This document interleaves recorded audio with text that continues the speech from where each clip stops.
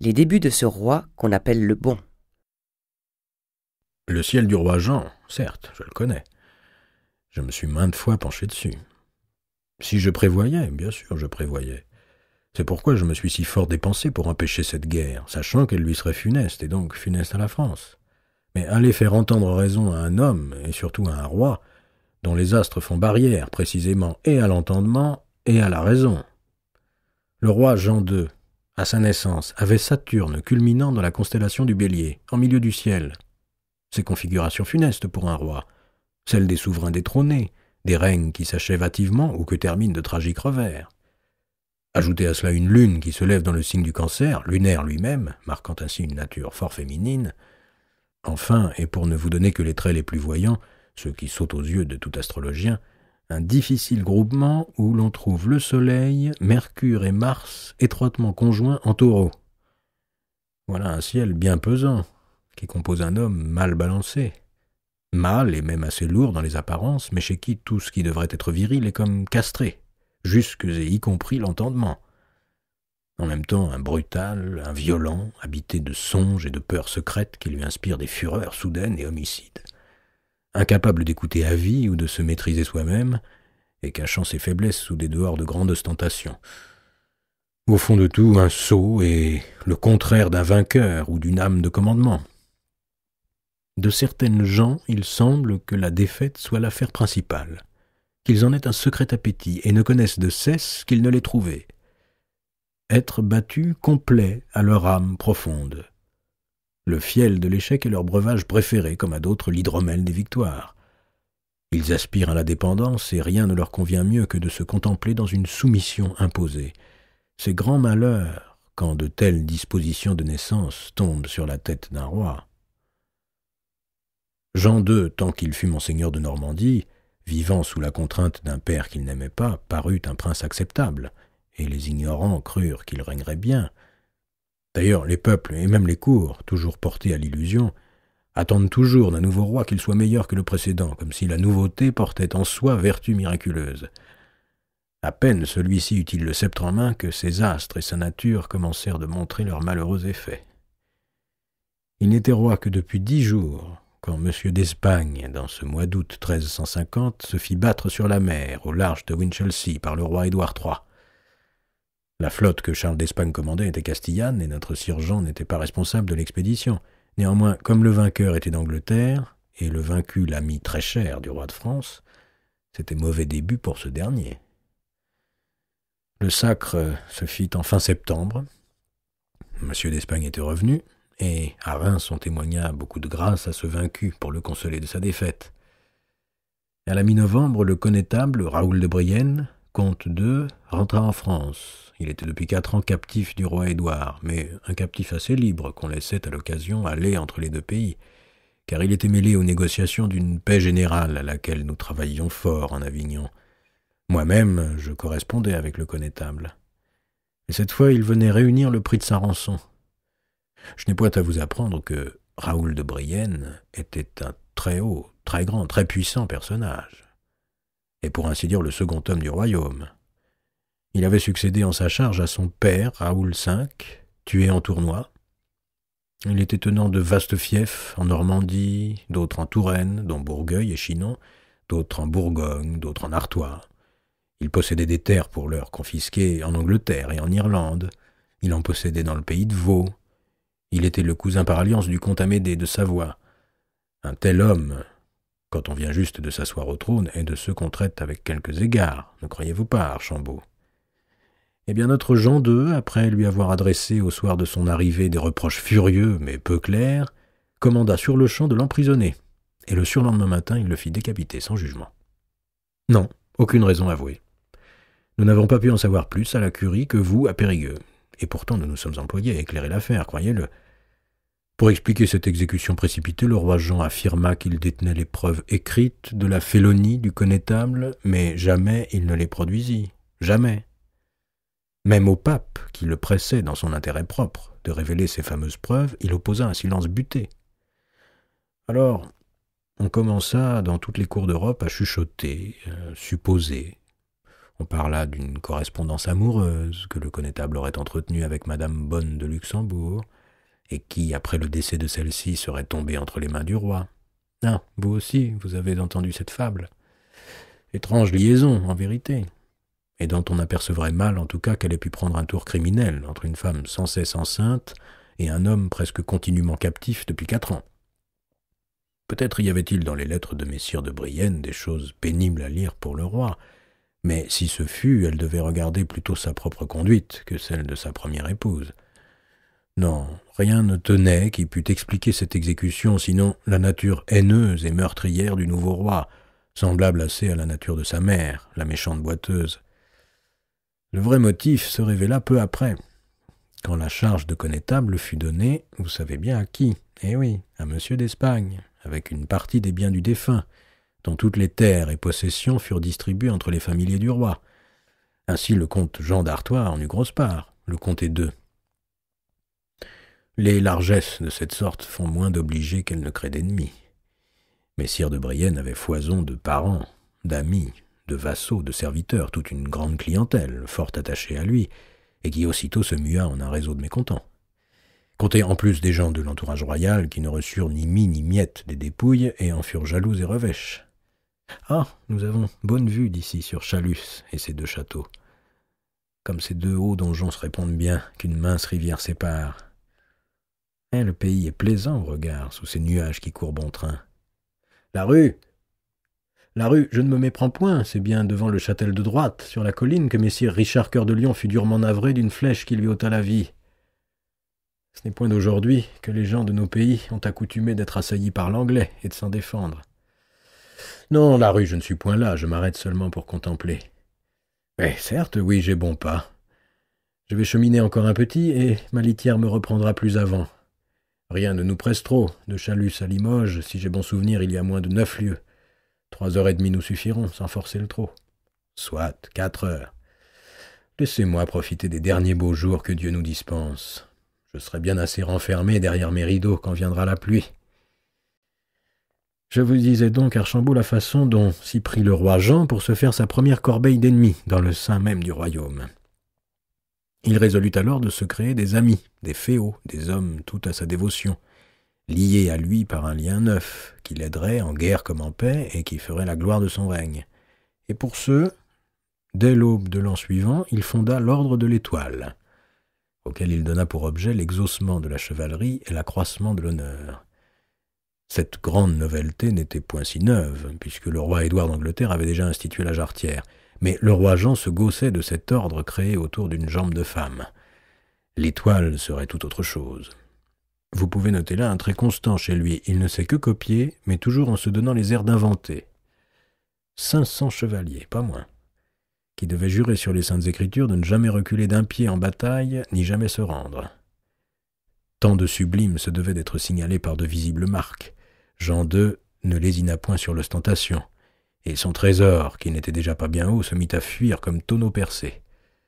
Pour loger l'ordre, il fit aménager la maison de Saint-Ouen, qu'on n'appela plus que la noble maison, tout emplie de meubles superbes, sculptés et ajourés, engravés d'ivoire et autres matières précieuses. Je n'ai point vu la noble maison, mais on me l'a dépeinte. Les murs y sont, ou plutôt y étaient, tendus de toiles d'or et d'argent, ou bien de velours semé d'étoiles et de fleurs de lys d'or. À tous les chevaliers, le roi fit faire une cotte de soie blanche, un surcot mi-parti blanc et vermeil, un chaperon vermeil orné d'un fermail d'or en forme d'étoile. Ils reçurent encore une bannière blanche, brodée d'étoiles, et chacun aussi un riche anneau d'or et d'émail pour montrer qu'ils étaient tous comme mariés au roi, ce qui portait à sourire. 500 fermailles, 500 bannières, 500 anneaux, calculez la dépense. Il paraît que le roi dessina et discuta chaque pièce de ce glorieux attirail. Il y croyait ferme à son ordre de l'Étoile. Avec de si mauvais astres que les siens, il eût été mieux avisé de choisir un autre emblème. Une fois l'an, selon la règle qu'il avait dictée, tous les chevaliers devaient se réunir en un grand festin, où chacun donnerait récit de ses aventures héroïques et des prouesses d'armes par lui accomplies dans l'année. 2 clercs en tiendraient registre et chronique. La table ronde allait revivre, et le roi Jean dépassait en renommée le roi Arthur de Bretagne. Il édifiait de grands et vagues projets, on se mit à reparler de croisades. La première assemblée de l'Étoile, convoquée pour le jour des rois de 1352, fut passablement décevante. Les futurs preux n'avaient pas grands exploits à compter. Le temps leur avait manqué. Les janissaires fendus en deux du casque à l'arçon de la selle et les pucelles délivrées des geôles barbaresques, ce serait l'affaire d'une autre année. Les 2 clercs commis à la chronique de l'ordre n'eurent point à user beaucoup d'encre, à moins que Soulry ne comptât pour exploit, car la noble maison fut le lieu de la plus grosse beuverie qu'on eût vue en France depuis Dagobert. Les chevaliers blancs et vermeils s'engagèrent si fort au festin qu'avant l'entremets, criant, chantant, hurlant, ivres à rouler, ne quittant la table que pour courir pisser ou dégorger, revenant piquer au plat, se lançant d'ardents défis à qui viderait le plus de hanap, ils méritaient tout seulement d'être armés chevaliers de la ripaille. La belle vaisselle d'or, ouvragée pour eux, fut froissée ou brisée, ils se la jetaient par-dessus les tables comme des gamins, ou bien l'écrasaient de leurs poings. Des beaux meubles ajourés et incrustés, il ne resta que des bris. L'ivresse dut faire croire à certains qu'ils étaient déjà en guerre, car ils s'employèrent séants à faire butin. Ainsi, les draps d'or et d'argent qui pendaient au mur furent volés. Or, ce jour même fut celui où les Anglais se saisirent de la citadelle de Guînes, livrée par belle trahison, tandis que le capitaine qui commandait cette place festoyait à Saint-Ouen. Le roi de tout cela eut gros dépit et commença de se complaire dans l'idée que ses plus valeureuses entreprises, par quelque sort funeste, étaient vouées à l'échec. Et peu de temps après survint le premier combat auquel des chevaliers de l'Étoile eurent à prendre part, non point dans un Orient fantastique, mais au coin d'un bois de Basse-Bretagne. 15 d'entre eux, voulant prouver qu'ils étaient capables d'autres hauts faits que ceux du pichet, respectèrent leur serment de ne jamais reculer ni retraiter. Et plutôt que de se dégager à temps, comme gens sensés l'eussent fait, ils s'offrirent à être encerclés par un adversaire dont le nombre ne leur laissait nulle chance, même petite. Aucun ne revint pour compter cette prouesse. Mais les parents des chevaliers morts ne se privèrent point de dire que le nouveau roi avait l'esprit bien faussé pour imposer à ses bannerets un serment aussi fol, et que si tous devaient le tenir, il se retrouverait bientôt seul à son assemblée. Ah, voici ma litière. Vous préférez chevaucher à présent ? Moi, je crois que je vais dormir un petit, afin de me trouver frais à l'arrivée. Mais vous comprenez, Archambault, pourquoi l'ordre de l'Étoile n'a pas eu grande suite, et qu'on en parle de moins en moins, d'année en année.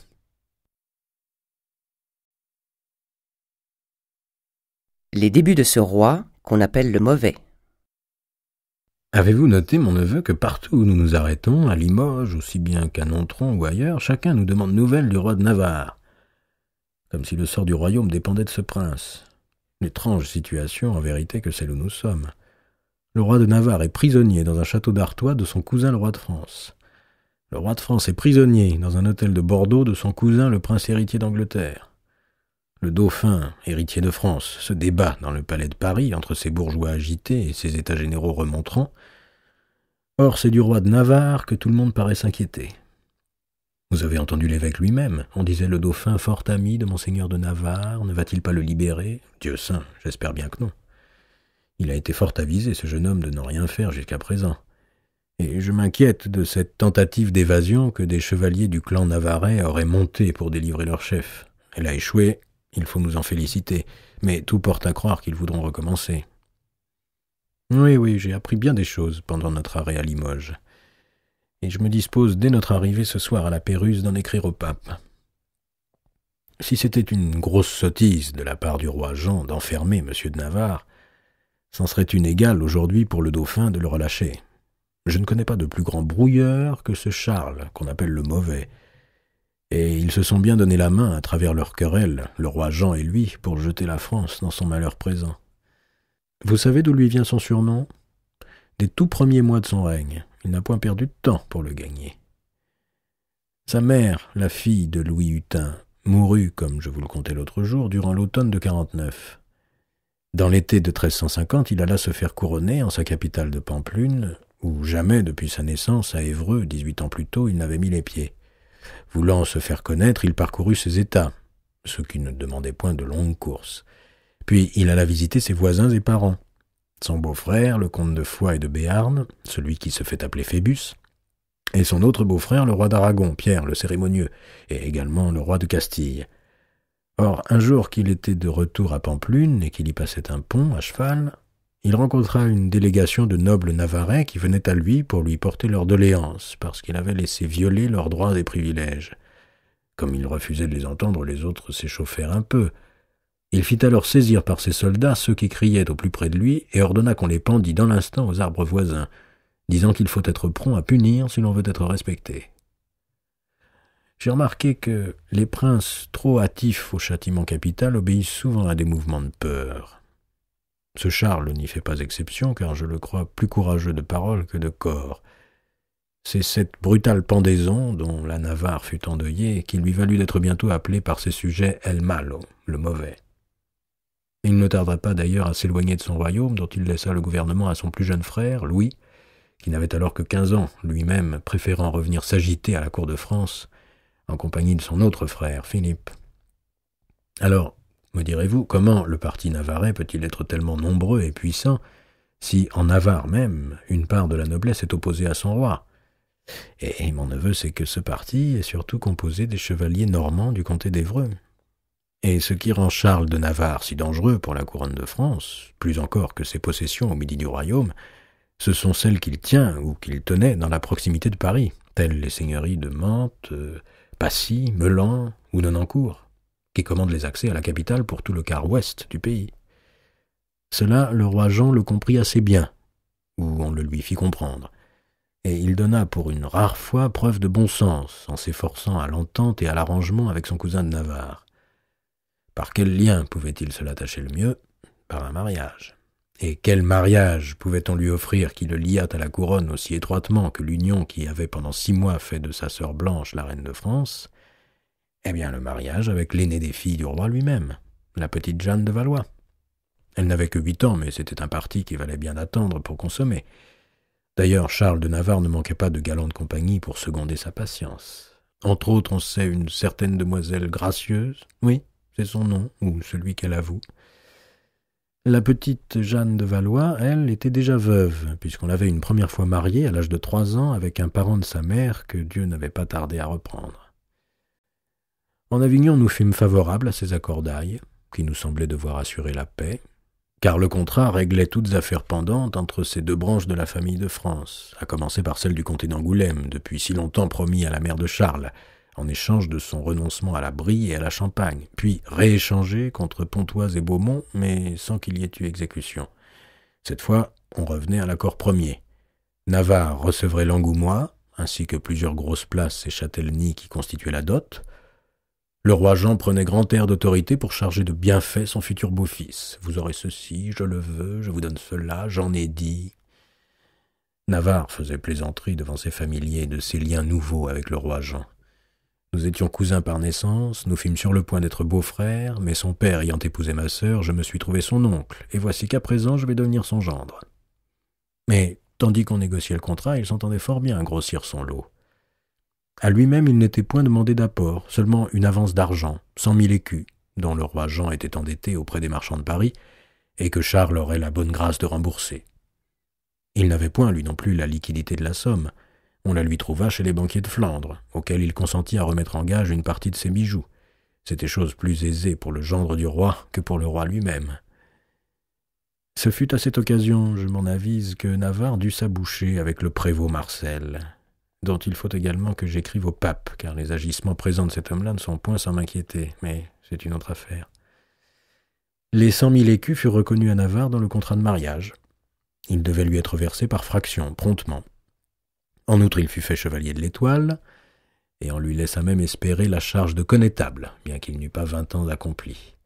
Le mariage fut célébré avec grand éclat et grande liesse. Or, la belle amitié que se montraient le beau-père et le gendre fut bientôt brouillée. Qui la brouilla? L'autre Charles, monseigneur d'Espagne, le beau Lacerda, jaloux forcément de la faveur qui environnait Navarre, et inquiet d'en voir l'astre monter si haut dans le ciel de la cour. Charles de Navarre a ce travers commun à beaucoup de jeunes hommes, et dont je vous engage à vous défendre, Archambault, qui est de parler trop quand la fortune leur sourit, et de ne point résister à faire de méchants mots.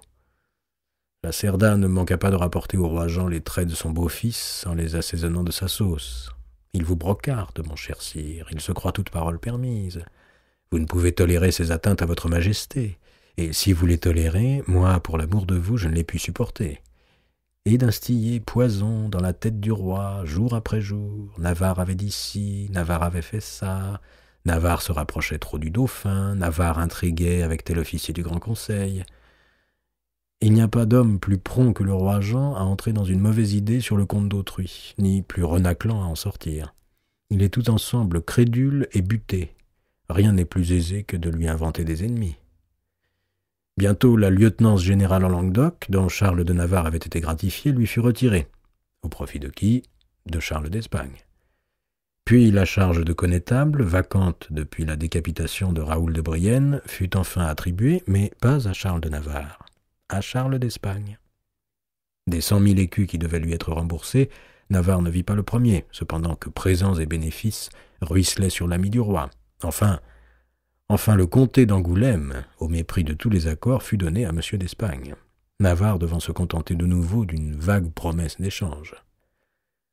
Alors, entre Charles le Mauvais et Charles d'Espagne, ce fut d'abord le froid, puis la détestation et bientôt la haine, ouverte et avouée. Monseigneur d'Espagne avait beau jeu de dire au roi « Voyez comme j'étais dans le vrai, mon cher sire. Votre gendre, dont j'avais percé les mauvais desseins, s'insurge contre vos volontés. Il s'en prend à moi parce qu'il voit que je vous sers trop bien. » D'autres fois, il feignait de vouloir s'exiler de la cour, lui qui était au sommet de la faveur, si les frères Navarre continuaient de médire de lui. Il parlait comme une maîtresse. « Je m'en irai dans quelque lieu désert, hors de votre royaume, pour y vivre du souvenir de l'amour que vous m'avez montré, ou pour y mourir, car loin de vous, l'âme me quittera le corps. » On lui vit verser des larmes à cet étrange connétable. Et comme le roi Jean avait la tête tout envahie de l'espagnol et qu'il ne voyait rien que par ses yeux, il mit beaucoup d'opiniâtreté à se faire un irréductible ennemi du cousin qu'il avait choisi pour gendre afin de s'assurer un allié.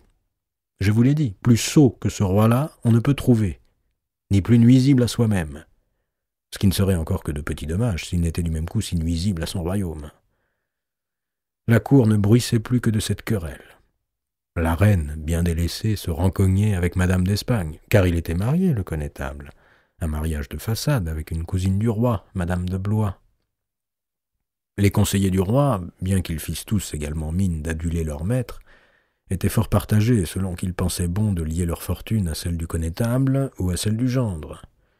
Et les luttes feutrées qui les opposaient étaient d'autant plus âpres que ce roi, qui voudrait faire paraître qu'il est le seul à trancher de tout, a toujours abandonné à son entourage le soin des plus graves affaires. Voyez-vous, mon cher neveu, on intrigue autour de tous les rois, mais on ne conspire, on ne complote qu'autour des rois faibles, ou de ceux qu'un vice ou encore les atteintes de la maladie affaiblissent. J'aurais voulu voir qu'on conspirât autour de Philippe le Bel. Personne n'y songeait. Personne n'aurait osé. Ce qui ne veut point dire que les rois forts sont à l'abri des complots, mais alors il y faut de vrais traîtres. Tandis qu'auprès des princes faibles, il devient naturel aux honnêtes gens eux-mêmes d'être comploteurs. Un jour, d'avant la Noël de 1354, en un hôtel de Paris, il s'échangea de si grosses paroles et insultes entre Charles d'Espagne et Philippe de Navarre que ce dernier tira sa dague et fut tout prêt, si on l'avait entouré, d'en frapper le connétable. Ce dernier feignit de rire et cria au jeune Navarre qu'il se fût montré moins menaçant s'il n'y avait eu tant de gens autour d'eux pour le retenir.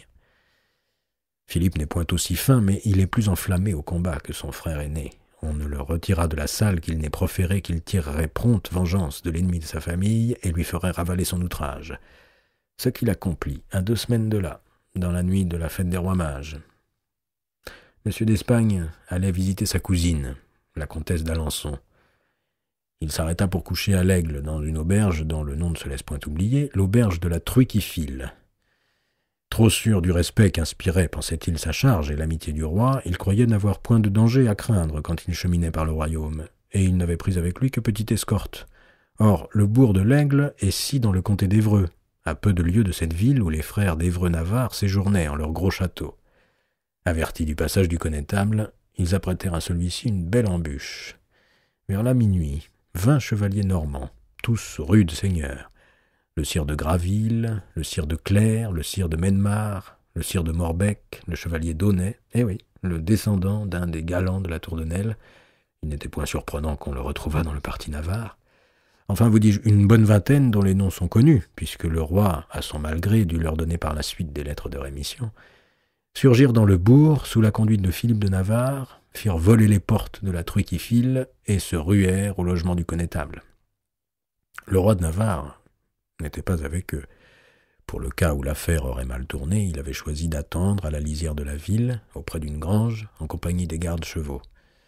Ah, je le vois, mon Charles le Mauvais, petit, vivace, entortillé dans son manteau comme une fumée d'enfer, et sautant de long en large sur la terre gelée, pareil au diable qui ne touche pas le sol. Il attend, il regarde le ciel d'hiver, le froid lui pince les doigts, il a l'âme tordue à la fois de crainte et de haine. Il prête l'oreille, il reprend son piétinement inquiet. Survient alors Jean de Frican, dit Friquet, le gouverneur de Caen, son conseiller et son plus zélé monteur de machines, qui lui dit tout hors d'haleine, « C'est chose faite, monseigneur. » Et puis Graville, Mennemar, Morbec apparaissent, et Philippe de Navarre lui-même, et tous les conjurés. Là-bas, à l'auberge, le beau Charles d'Espagne, qu'ils ont tiré de dessous son lit où il avait pris refuge, est bien trépassé. Ils l'ont vilainement appareillé à travers sa robe de nuit. On lui comptera 80 plaies au corps, 80 coups de lame. Chacun a voulu y plonger 4 fois son épée. Voilà, messire mon neveu, comment le roi Jean perdit son bon ami et comment monseigneur de Navarre entra en rébellion. À présent, je vais vous prier de céder votre place à Don Francesco Calvo, mon secrétaire papal, avec lequel je veux m'entretenir avant que nous ne parvenions à l'étape.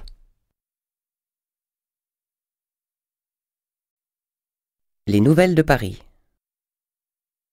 Comme je vais être, Don Calvo, fort affairé en arrivant à la Péruse pour inspecter l'abbaye et voir si elle a été si fort ravagée par les Anglais que je doive pendant 1 an exempter les moines, ainsi qu'ils me le demandent de me verser mes bénéfices de prieur, je veux vous dire séant les choses à figurer dans ma lettre au Saint-Père.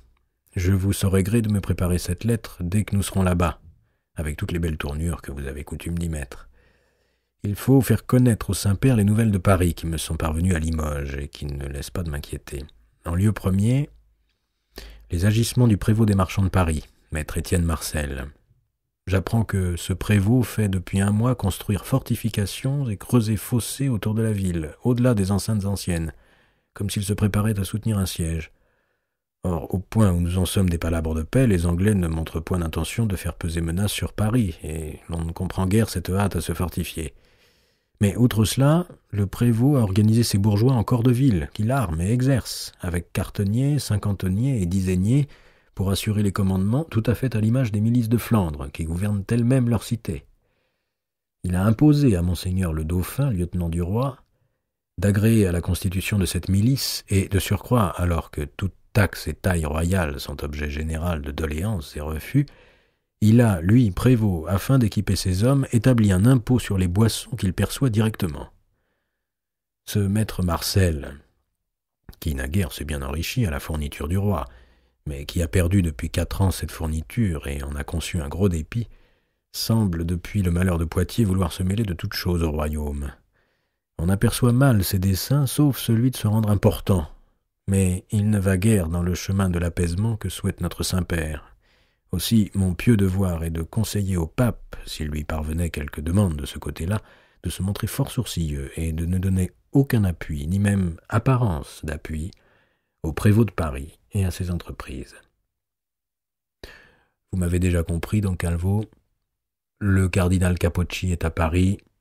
Il pourrait bien, irréfléchi comme il l'est et ne manquant point une bévue, se croire très fort en nouant intrigue avec ce prévôt. Non, rien de précis ne m'a été rapporté, mais mon nez me fait sentir une de ces voies torses dans lesquelles mon collégat ne manque jamais de s'engager.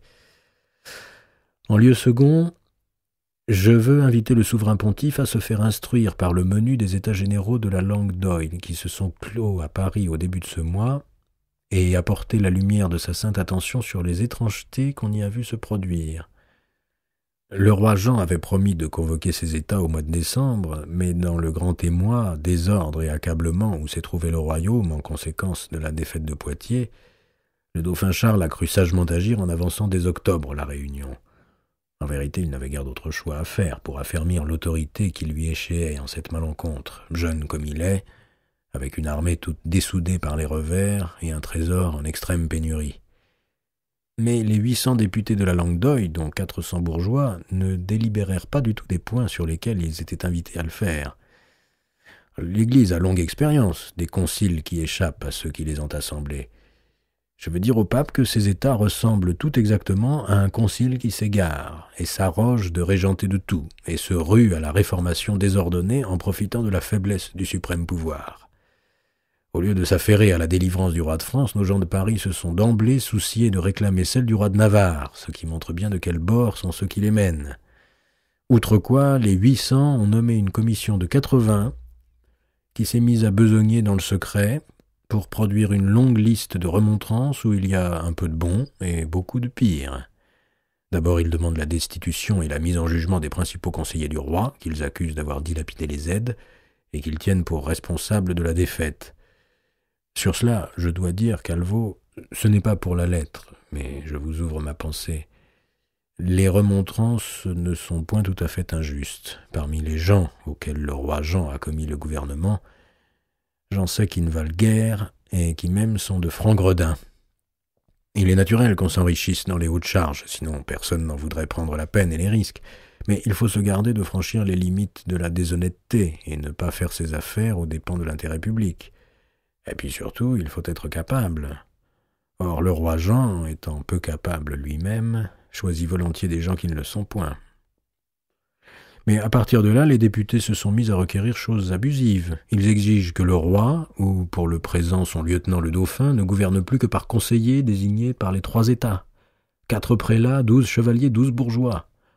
Ce conseil aurait puissance de tout faire et ordonner, comme le roi le faisait avant, nommerait à tous offices, pourrait réformer la Chambre des comptes et toute compagnie du royaume, déciderait du rachat des prisonniers et encore de bien d'autres choses. En vérité, il ne s'agit de rien moins que de dépouiller le roi des attributs de la souveraineté.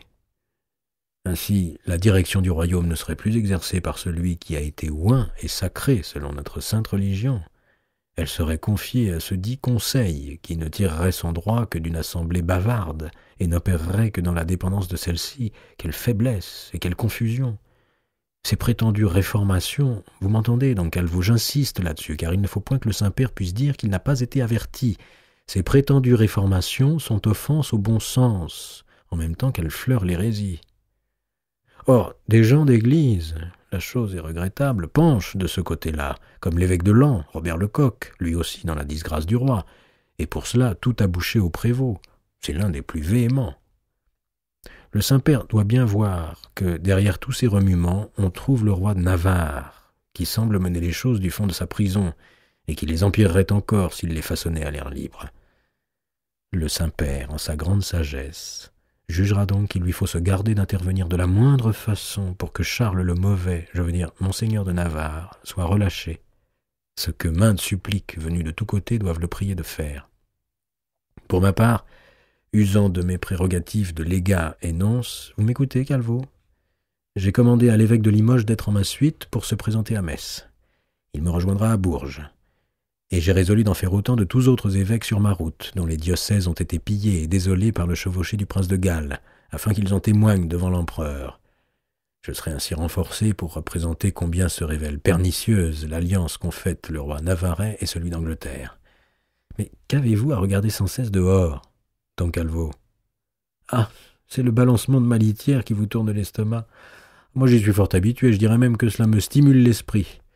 Et je vois que mon neveu, messire de Périgord, qui me fait souvent compagnie depuis notre départ, n'en est point du tout affecté. C'est vrai, vous avez la mine trouble. Bon, vous allez descendre. Mais n'oubliez rien de ce que je vous ai dit quand vous prendrez vos plumes. Le traité de Mantes. Où sommes-nous? Avons-nous passé Mortemart? Pas encore. Eh bien, j'ai dormi un petit, ce me semble. Oh, comme le ciel s'assombrit, et comme les jours raccourcissent. Je rêvais, voyez-vous, mon neveu, je rêvais d'un prunier en fleurs, un gros prunier, tout blanc, tout rond, tout empli d'oiseaux, comme si chaque fleur chantait. Et le ciel était bleu, pareil au tapis de la Vierge, une vision angélique, un vrai coin du paradis. L'étrange chose que les rêves. Avez-vous remarqué que dans les évangiles, il n'y a point de rêve relaté, à part celui de Joseph au début de saint Matthieu? C'est le seul. Alors que dans l'Ancien Testament, les patriarches ont sans cesse des songes. Dans le Nouveau, on ne rêve point.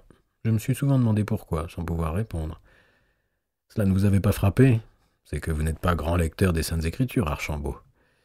Je vois là un bon sujet pour nos savants docteurs de Paris ou d'Oxford de disputer entre eux et de nous fournir de gros traités et discours en un latin si épais que personne n'y entendrait plus goutte. En tout cas, le Saint-Esprit m'a bien inspiré de faire l'écart par la Péruse. Vous avez vu ces bons frères bénédictins qui voulaient prendre avantage de la chevauchée anglaise pour ne point payer les commandes du prieur? Je leur ferai remplacer la croix d'émail et les 3 calices de vermeil qu'ils se sont hâtés d'offrir aux Anglais pour être saufs du pillage, et ils solderont leurs annuités. Ils cherchaient tout benoîtement à se faire confondre avec les gens de l'autre rive de la Vienne, où les routiers du prince de Galles ont vraiment tout ravagé, pillé, grillé, comme nous l'avons bien vu ce matin, à Chirac ou à Saint-Maurice-des-Lions, et surtout à l'abbaye de l'Éther, où les chanoines réguliers se sont montrés vaillants. Notre abbaye est fortifiée, nous la défendrons. Et ils se sont battus, ces chanoines, en hommes bons et braves, que l'on ne contraint pas. Plusieurs ont péri dans l'affaire, qui se sont conduits plus noblement que l'ont fait à Poitiers maint chevalier de ma connaissance. Si tous les gens de France avaient autant de cœur... Encore ont-ils trouvé moyen, ces honnêtes chanoines, dans leur couvent tout calciné, de nous offrir dîner si plantureux, si bien apprêtés qu'ils m'apportaient au sommeil. Et avez-vous noté cet air de sainte gaieté qu'ils arboraient sur leur visage? Nos frères ont été tués, ils sont en paix, Dieu les a accueillis dans sa mansuétude. Il nous a laissés sur la terre, c'est pour que nous puissions y faire bonne œuvre. Notre couvent est à demi détruit, voilà l'occasion de le refaire plus beau. Les bons religieux sont gais, mon neveu, sachez-le. Je me méfie des trop sévères jeûneurs à mine longue, avec des yeux brûlants et rapprochés, comme s'ils avaient trop longtemps louché du côté de l'enfer. Ceux à qui Dieu fait le plus haut honneur qui soit en les appelant à son service ont une manière d'obligation de s'en montrer joyeux. C'est un exemple et une politesse qu'ils doivent aux autres mortels. De même que les rois, puisque Dieu les a élevés au-dessus de tous les autres hommes, ont devoir de montrer toujours empire sur eux-mêmes. Messire Philippe le Bel, qui était un parangon de vraie majesté, condamnait sans qu'on lui vît de colère, et il portait le deuil sans larmes. Dans l'occasion du meurtre de M. d'Espagne, que je vous contais hier, le roi Jean fit bien apparaître, et de la plus pitoyable façon, qu'il était incapable d'imposer retenue à ses passions. La pitié n'est pas ce qu'un roi doit inspirer. Mieux vaut qu'on le croie fermé à la douleur. Pendant 4 jours, le nôtre fut dans l'empêchement de prononcer un seul mot, et de dire même s'il voulait manger ou boire. Il errait dans les chambres, l'œil tout rouge et noyé, ne reconnaissant personne, et s'arrêtant soudain pour sangloter. Il était vain de lui parler d'aucune affaire. L'ennemi eût-il envahi son palais qu'il se fût laissé prendre par la main. Il n'avait pas montré le quart de chagrin lorsqu'était morte la mère de ses enfants, Madame de Luxembourg, ce que le dauphin Charles ne manqua point de relever. Ce fut même la première fois où on le vit marquer du mépris pour son père, allant jusqu'à lui dire qu'il n'était pas décent de s'abandonner ainsi. Mais le roi n'entendait rien. Il ne sortit de son abattement que pour hurler, qu'on lui scelât son destrier, hurler qu'on rassembla l'ost, hurler qu'il courait à Évreux faire justice, et que chacun aurait à trembler. Ses familiers eurent grand-peine à le ramener à la raison et à lui représenter que pour rassembler l'ost, même sans l'arrière-ban, il ne fallait pas moins d'1 mois, que s'il voulait attaquer Évreux, il mettrait la Normandie en dissension, que d'autre part les trêves avec le roi d'Angleterre venaient à expiration, et que s'il prenait à ce dernier l'envie de profiter du désordre, le royaume pourrait se trouver en péril. On lui remontra aussi que, peut-être, s'il avait respecté le contrat de mariage de sa fille et tenu son engagement de remettre Angoulême à Charles de Navarre, au lieu d'en faire don à son cher connétable, Jean II ouvrait les bras et clamait « Que suis-je donc si je ne puis rien ?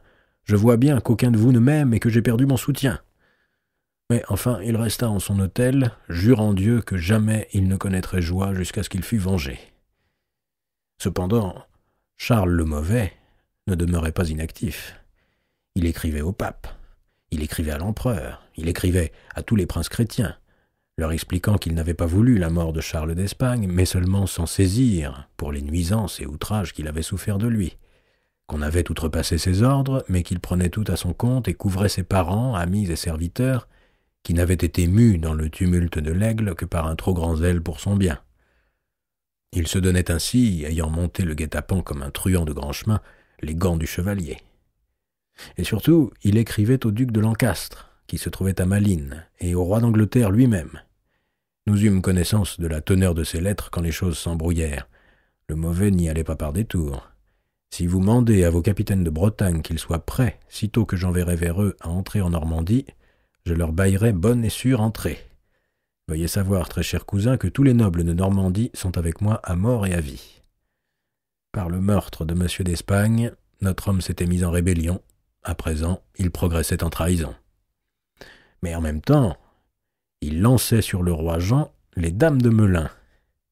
Vous ne savez pas qui l'on nomme ainsi. Ah, voilà qu'il pleut. Il fallait s'y attendre. Cette pluie menaçait depuis le départ. C'est maintenant que vous allez bénir ma litière, Archambault, plutôt que d'avoir l'eau vous coulant dans le col sous votre côte hardie et la boue vous crottant jusqu'au rein. Les dames de Melun, ce sont les 2 reines douairières, et puis Jeanne de Valois, la petite épouse de Charles, qui attend d'être nubile. Elles vivent toutes les 3 au château de Melun, qu'on appelle pour cela le château des 3 reines, ou encore la cour des veuves. Il y a d'abord Madame Jeanne d'Évreux, la veuve du roi Charles IV et la tante de notre mauvais. Oui, elle vit toujours, elle n'est même point si vieille qu'on croit. À peine doit-elle avoir passé la 50aine. Elle a 4 ou 5 ans de moins que moi. Il y a 28 ans qu'elle est veuve. 28 ans qu'elle est vêtue de blanc. Elle a partagé le trône seulement 3 ans, mais elle conserve de l'influence au royaume. C'est qu'elle est la doyenne, la dernière reine de la première race capétienne.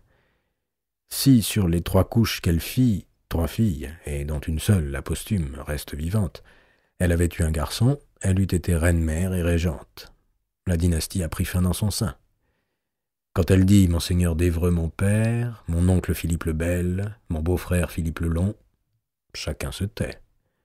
Elle est la survivante d'une monarchie indiscutée et d'un temps où la France était autrement puissante et glorieuse qu'aujourd'hui. Elle est comme une caution pour la nouvelle race. Alors, il y a des choses qu'on ne fait point parce que Madame d'Évreux les désapprouverait. En plus, on dit autour d'elle c'est une sainte. Avouons qu'il suffit de peu de choses quand on est reine pour être regardée comme une sainte par une petite cour désœuvrée où la louange tient lieu d'occupation. Madame Jeanne d'Évreux se lève avant le jour, elle allume elle-même sa chandelle pour ne pas déranger ses femmes, puis elle se met à lire son livre d'heures, le plus petit du monde à ce qu'on assure, un présent de son époux qu'il avait commandé à un maître imagier, Jean Pucelle. Elle prie beaucoup et fait moult aumônes. Elle a passé 28 ans à répéter qu'elle n'avait point d'avenir parce qu'elle n'avait pu enfanter un fils. Les veuves vivent d'idées fixes. Elle aurait pu peser davantage dans le royaume si elle avait eu de l'intelligence à proportion de sa vertu. Ensuite, il y a Madame Blanche, la sœur de Charles de Navarre, la seconde femme de Philippe VI, qui n'a été reine que 6 mois, à peine le temps de s'habituer à porter couronne. Elle a la réputation d'être la plus belle femme du royaume. Je l'ai vue naguère et je ratifie volontiers ce jugement. Elle a 24 ans à présent, et depuis 6 ans déjà elle se demande à quoi lui servent la blancheur de sa peau, ses yeux d'émail et son corps parfait. La nature lui dotait d'une moins splendide apparence, elle serait reine à présent, puisqu'elle était destinée au roi Jean. Le père ne l'a pris pour lui que parce qu'il fut poignardé par sa beauté. Après qu'elle eut, en une demi-année, fait passer son époux de la couche au tombeau, elle fut demandée en mariage par le roi de Castille, Dom Pedro, que ses sujets ont surnommé le Cruel. Elle fit répondre, un peu vite peut-être, « Une reine de France ne se remarie point ». On l'a fort louée de cette grandeur, mais elle se demande à présent si ce n'est pas un bien lourd sacrifice qu'elle a consenti à sa magnificence passée. Le domaine de Melun est son douaire.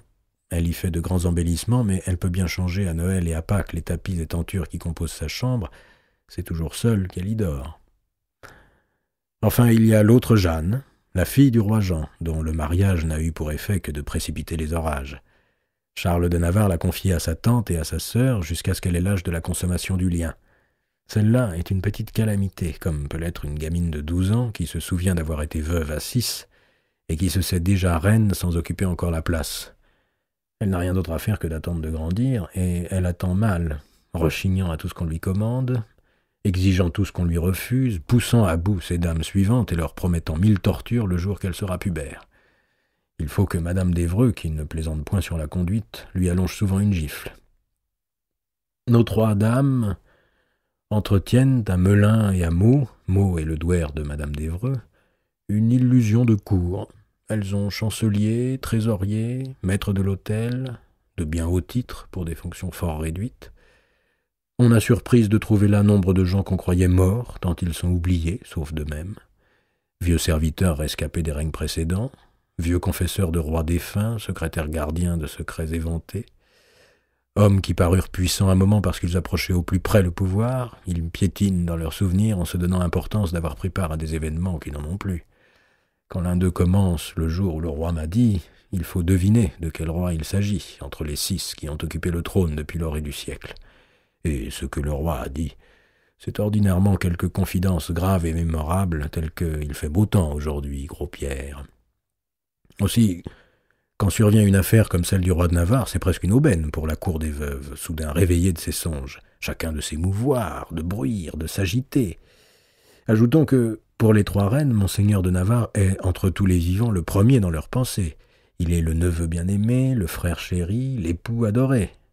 On aurait beau leur dire qu'en Navarre on l'appelle le mauvais, il fait tout au demeurant pour leur paraître aimable, les comblant de présents, venant souvent les visiter, du moins tant qu'ils n'étaient pas emmurés, les égayant de ses récits, les entretenant de ses démêlés, les passionnant pour ses entreprises, charmeur comme il peut l'être, jouant le respectueux avec sa tante, l'affectueux auprès de sa sœur, et l'amoureux devant sa fillette d'épouse, tout cela par bon calcul, pour les tenir comme pièces dans son jeu. Après l'assassinat du connétable, et dès que le roi Jean parut un peu calmé, elles s'en vinrent ensemble à Paris à la demande de monseigneur de Navarre. La petite Jeanne de Valois, se jetant aux pieds du roi, lui récita d'un bon air la leçon qu'on lui avait enseignée. « Sire mon père, il ne se peut que mon époux ait commis aucune traîtrise contre vous. Si la mal agit, c'est que des traîtres l'ont abusé. Je vous conjure, pour l'amour de moi, de lui pardonner. » Madame d'Évreux, toute pénétrée de tristesse et de l'autorité que son âge lui confère, dit « Sire mon cousin, comme la plus ancienne qui porta la couronne en ce royaume, j'ose vous conseiller et vous prier de vous accommoder à mon neveu. S'il s'est acquis des torts envers vous, c'est que certains qui vous servent en eurent envers lui, et qu'il a pu croire que vous l'abandonniez à ses ennemis.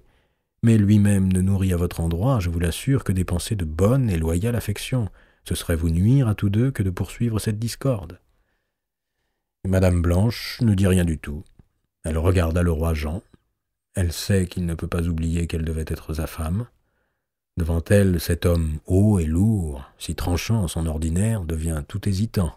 Ses yeux la fuient, sa parole s'embarrasse, et toujours en sa présence, il décide le contraire de ce qu'il croit vouloir.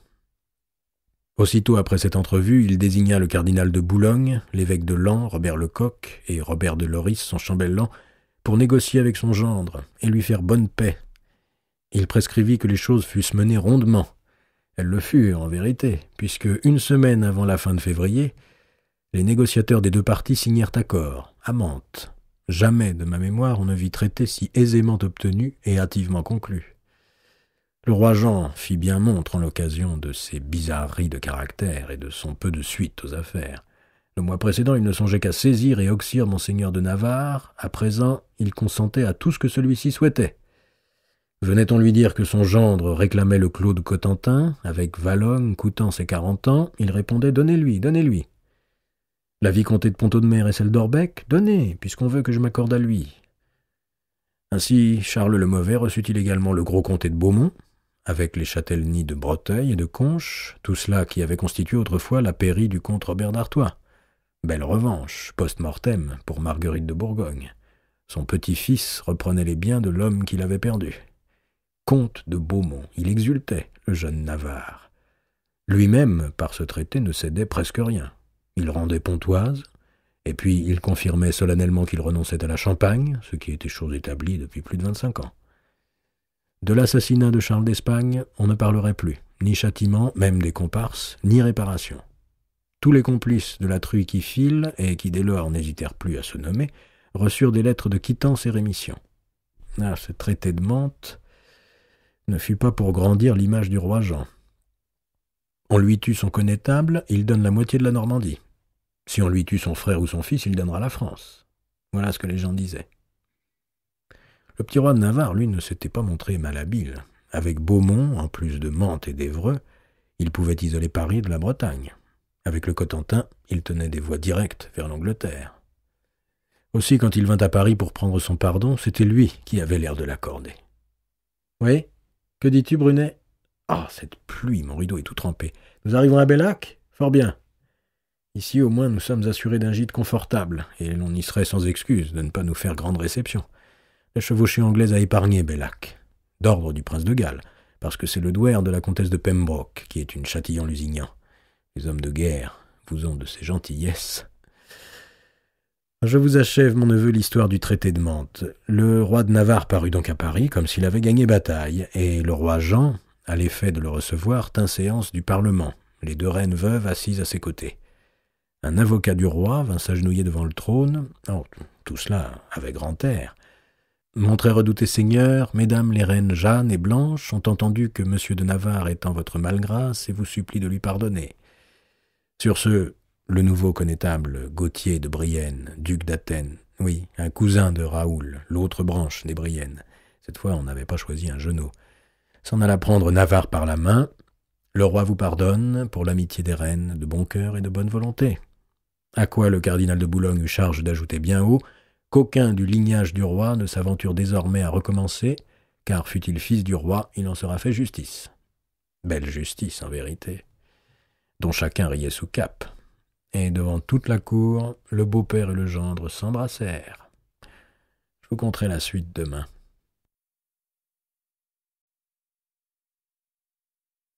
Le mauvais en Avignon.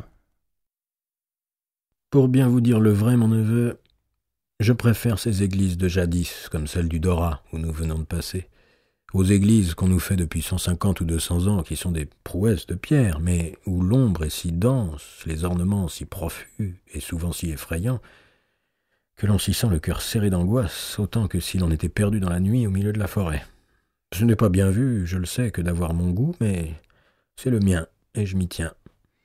Peut-être me vient-il de ce que j'ai grandi dans notre vieux château de Périgueux, planté sur un monument de l'antique Rome, tout près de notre Saint-Front, tout près de notre Saint-Étienne, et que j'aime à retrouver les formes qui me les rappellent, ces beaux piliers simples et réguliers, et ces hauts cintres bien arrondis, sous lesquels la lumière se répand aisément. Les anciens moines s'entendaient à bâtir de ces sanctuaires, dont la pierre semble doucement dorée tant le soleil y pénètre à foison, et où les champs, sous les hautes voûtes qui figurent le toit céleste, s'enflent et s'envolent magnifiquement comme voix d'anges au paradis. Par grâce divine, les Anglais, s'ils ont pillé le Dorat, n'ont point assez détruit ce chef-d'œuvre entre les chefs-d'œuvre pour qu'on ait à le reconstruire. Sinon, je gage que nos architectes du Nord se seraient plus à monter quelques lourds vaisseaux de leur façon, appuyés sur des pattes de pierre comme un animal fantastique, et où, lorsqu'on y pénètre, on croirait tout juste que la maison de Dieu est l'antichambre de l'enfer. Et ils auraient remplacé l'ange de cuivre doré au sommet de la flèche, qui a donné son nom à la paroisse, eh oui, loup Dorat, par un diable fourchu et bien grimaçant. L'enfer. Mon bienfaiteur, Jean XXII, mon premier pape, n'y croyait pas. Ou plutôt, il professait qu'il était vide. C'était allé un peu loin. Si les gens n'avaient plus à redouter l'enfer, comment pourrait-on en tirer aumônes et pénitences pour rachat de leurs péchés? Sans l'enfer, l'Église pourrait fermer boutique. C'était lubie de grand vieillard. Il nous fallut obtenir qu'il se rétractât sur son lit de mort. J'étais là. Oh, mais le temps fraîchit vraiment. On sent bien que dans 2 jours nous entrons en décembre. Un froid mouillé, le pire. Brunet! Aymar, Brunet, vois donc mon ami s'il n'y a point dans le char aux vivres un pot de braise à placer dans ma litière. Les fourrures n'y suffisent plus. Et si nous continuons de la sorte, c'est un cardinal tout grelottant qui va sortir à Saint-Benoît-du-Sault. Là aussi, m'a-t-on dit, l'anglais a fait ravage. Et s'il n'y a point de braise à suffisance dans le chariot du queue, car il m'en faut plus que pour tenir tiède un ragoût, qu'on aille enquérir au premier hameau que nous traverserons. Non, je n'ai point besoin de m'être vigié, laissez-le cheminer son train. Dès qu'on appelle mon médecin à ma litière, toute l'escorte imagine que je suis à l'agonie. Je me porte à merveille, j'ai besoin de braise, voilà tout. Alors, vous voulez savoir, Archambault, ce qui s'ensuivit du traité de Mantes, dont je vous ai fait récit hier. Vous êtes bon écouteur, mon neveu, et c'est plaisir que de vous instruire de ce que l'on sait. Je vous soupçonne même de prendre quelques notes d'écrit quand nous parvenons à l'étape, n'est-ce pas vrai? Bon, j'ai bien jugé. Ce sont les seigneurs du Nord qui se donnent de la grandeur à être plus ignorants que des ânes, comme si lire et écrire était emploi de petits clercs ou de pauvres. Il leur faut un serviteur pour connaître le moindre billet qu'on leur adresse. Nous, dans le midi du royaume, qui avons toujours été frottés de romanité, nous ne méprisons pas l'instruction, ce qui nous donne l'avantage dans bien des affaires. Ainsi vous notez, c'est bonne chose, car, pour ma part, je ne pourrais guère laisser témoignage de ce que j'ai vu et de ce que j'ai fait. Toutes mes lettres et écritures sont ou seront versées au registre de la papauté pour n'en sortir jamais, comme il est de règle. Mais vous serez là, Archambault, qui pourrez, au moins sur les affaires de France, dire ce que vous savez, et rendre justice à ma mémoire si certains, comme je ne doute pas que le ferait le Capocci, Dieu veuille seulement me garder sur terre un jour de plus que lui, entreprenaient d'y attenter.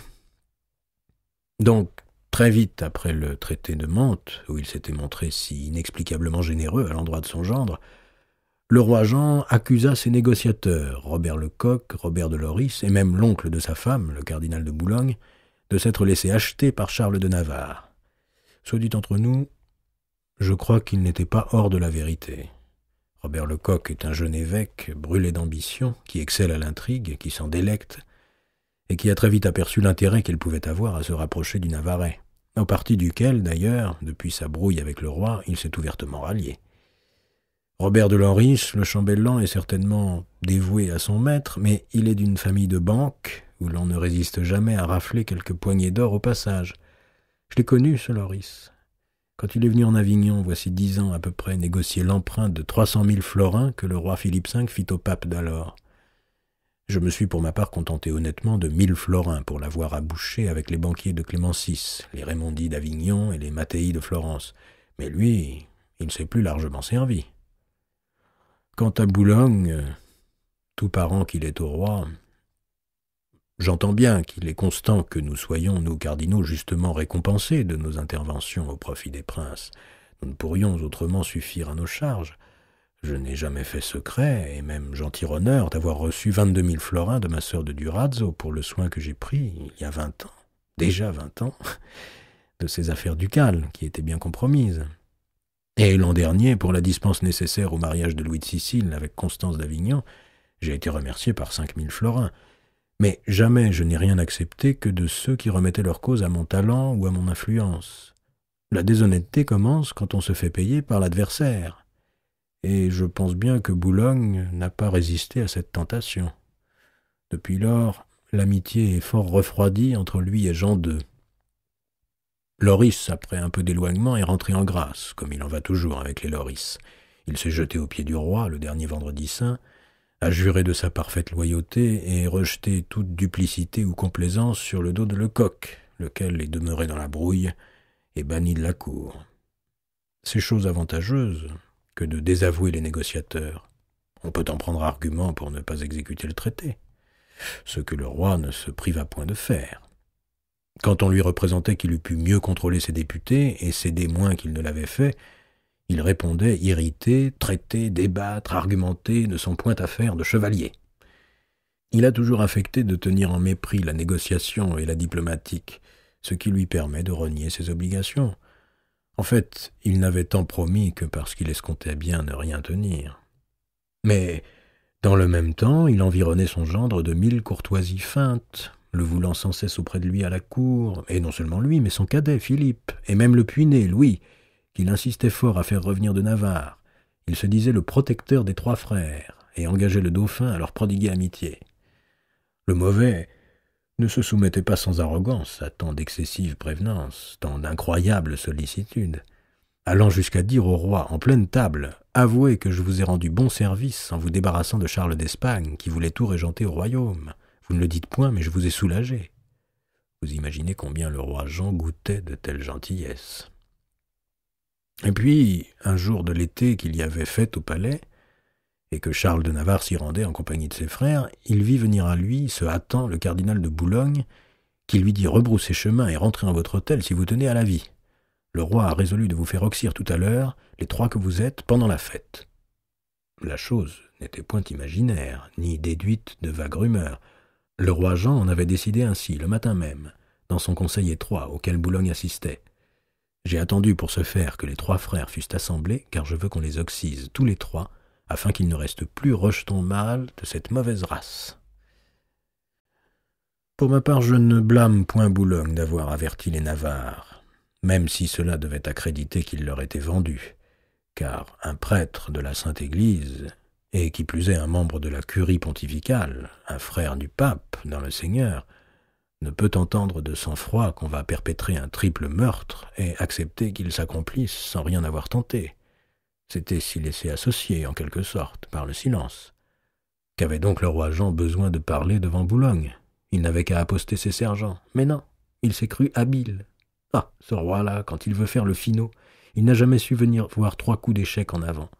Sans doute pensait-il que, lorsque le pape lui ferait remontrance d'avoir ensanglanté son palais, il aurait beau jeu de répondre « Mais votre cardinal était là, qui ne m'a point désapprouvé. » Boulogne n'est pas perdreau de la dernière couvée qu'on amène à donner dans de si gros panneaux.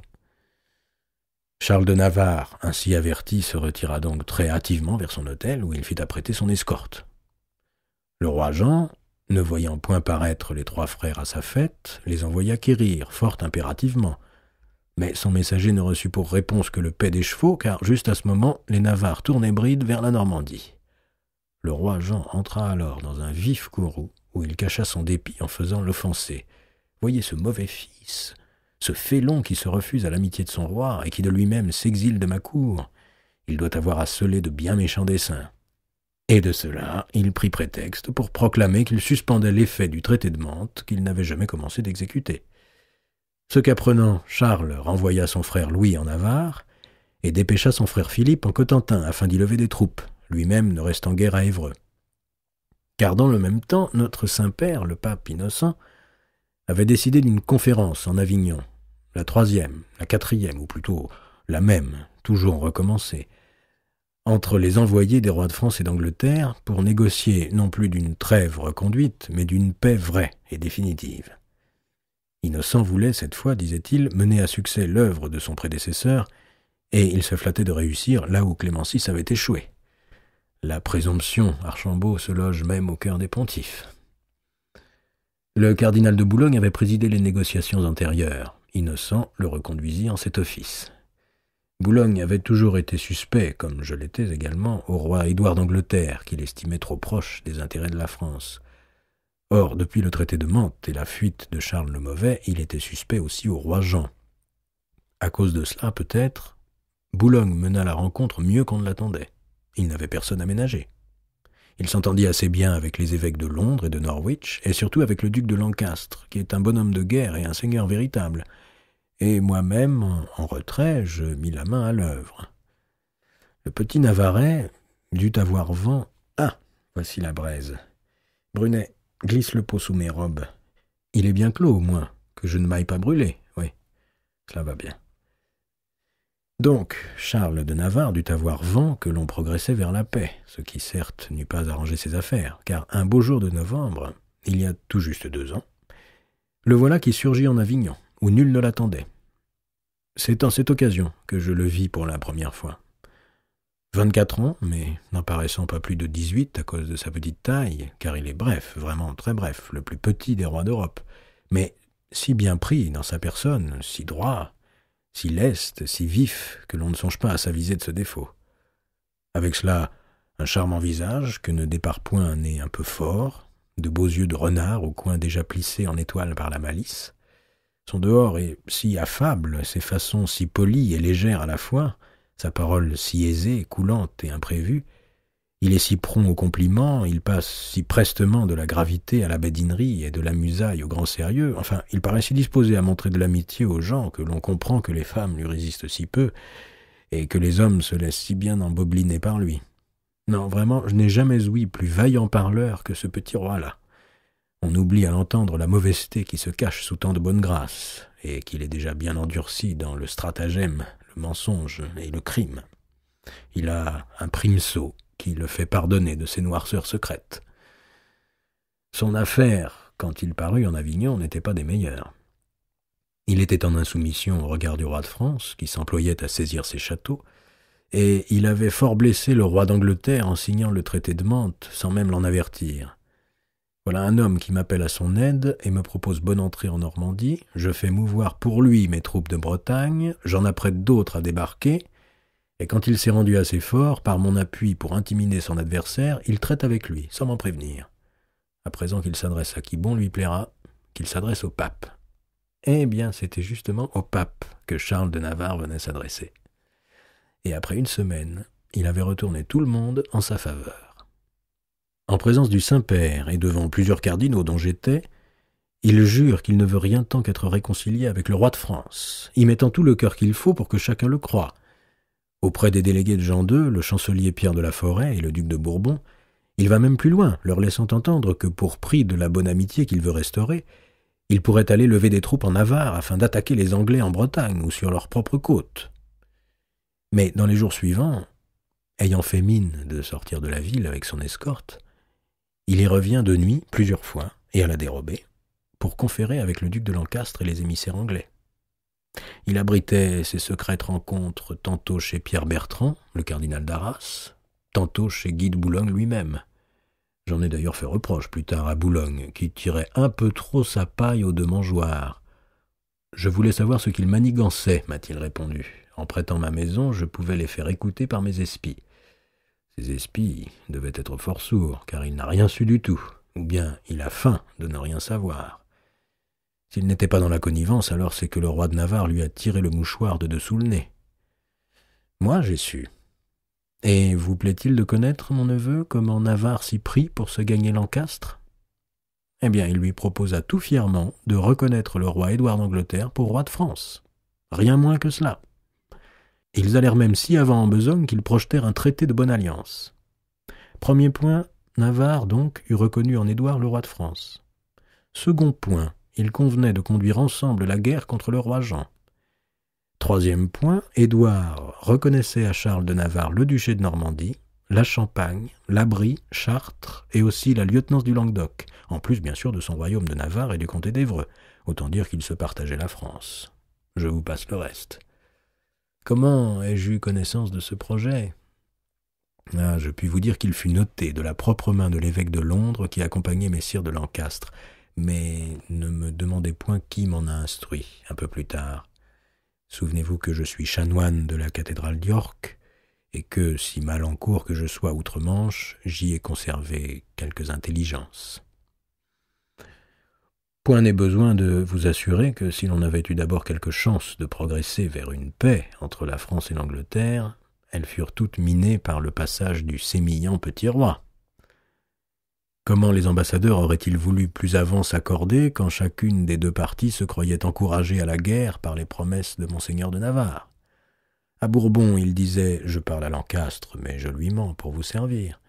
Puis il venait chuchoter à Lancastre « Certes, j'ai vu Bourbon pour le tromper, je suis votre homme ». Et l'admirable, c'est que les deux le croyaient.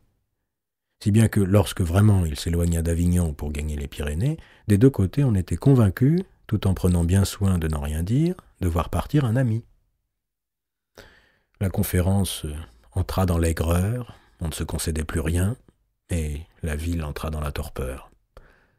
Pendant 3 semaines, on n'avait rien fait que de s'occuper de Charles le Mauvais. Le pape lui-même, surpris en redevenant morose et geignard.